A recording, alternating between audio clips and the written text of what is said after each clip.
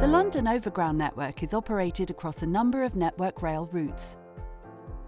An incident on one line affects other lines, and in order for the London Overground network to run smoothly, all impacted controllers, both Network Rail and Arriva Rail London, need to work together. Therefore, we have developed common operating principles, so we are well equipped to deal with day-to-day railway operations. We want to ensure the control and operations teams know how to handle any situation, so that incident management and train service delivery is both safe and effective. A document has been produced which covers the common operating principles in detail, and this video provides an overview of the key elements of the document. The common operating principles cover the entire London Overground network and all Network Rail routes and regions that this network interacts with, namely the Sussex, Kent and Wessex routes, all located in the southern region, the Anglia route in the eastern region, and the West Coast South route in the northwest and central region. This video explains the elements that are uniform across Network Rail routes, which are outlined in the first part of the Common Operating Principles document. The second part of the document is a series of appendices, which focus on specific areas where special arrangements apply.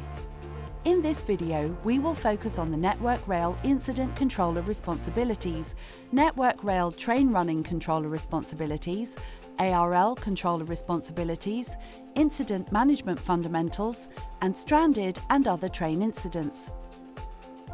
Network Rail Incident Controller Responsibilities.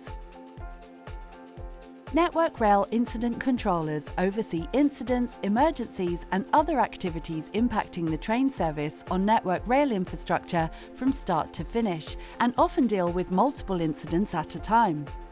When an incident occurs, an incident controller needs to gather information about the incident, such as location, lines affected, trains and infrastructure involved, any staff or public involvement, any damage or injury, and if there is any impact to subsequent train running.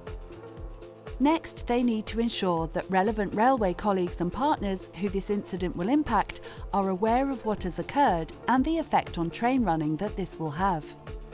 Then they need to manage the call-out and coordinate the activities of response staff, including maintenance, operations, train operators, contractors, emergency services and other industry partners and agencies in order to achieve a safe and speedy recovery. An incident controller's area of responsibilities are specifically defined according to Network Rail signalling centre and maintenance borders. Lines of communication from signalling, maintenance and operations response staff are centred on specific route controls in routine circumstances. Network Rail Train Running Controller Responsibilities. Network Rail Train Running Controllers oversee train services across the network, defining pathway availability for all train operators in their geographic area, or designated service groups. They are vital for ensuring trains run smoothly.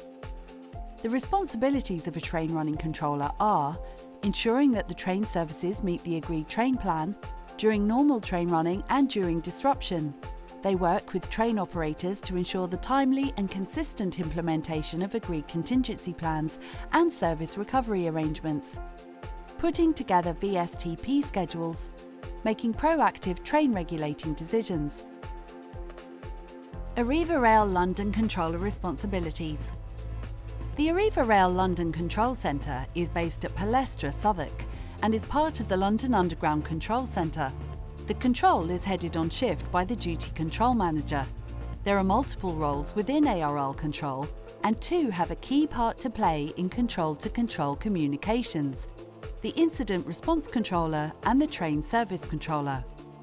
The ARL Incident Response Controller is responsible for, in support of Network Rail controls, managing and coordinating the safe and efficient response of ARL resources to all incidents on the London Overground network, managing fleet defects in line with relevant instructions, initiating conference calls between driver and fleet technicians, and they are the designated ARL Stranded Train Manager, so they need to ensure the stranded trains policy is adhered to. The ARL Train Service Controller is responsible for, in partnership with Network Rail Controls, the provision of a safe and efficient train service, implementing agreed contingency plans. They are the initial point of contact within ARL Control for drivers experiencing fleet faults.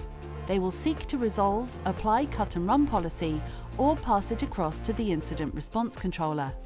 Liaising with duty resource managers to ensure that the train plan is appropriately and robustly resourced with drivers, and liaising with the Fleet Control Manager to ensure the most effective deployment of rolling stock in order to meet planned train services. Incident Management Fundamentals. Unfortunately, incidents do happen on the London Overground, so it is vital that they are dealt with quickly and safely so normal service can resume. These incident management fundamentals must be adhered to unless all relevant parties agree different action should be taken. Management of operational railway incidents across the London Overground network, including the East London Line, is the responsibility of Network Rail, supported as necessary by ARL Control. On-site decision-making of operational railway incidents is carried out by Network Rail mobile operations managers or other lead response staff on site deployed by Network Rail, who report to the relevant Network Rail route control staff. ARL will take the lead in any station incidents that do not impact the operational railway, including the appointment of a station incident officer as required.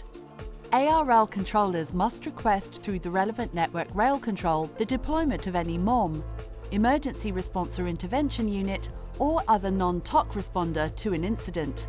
They must not contact the response staff directly to do this. The ARL Incident Response Controller will mobilise any required ARL staff to site, such as train fitters.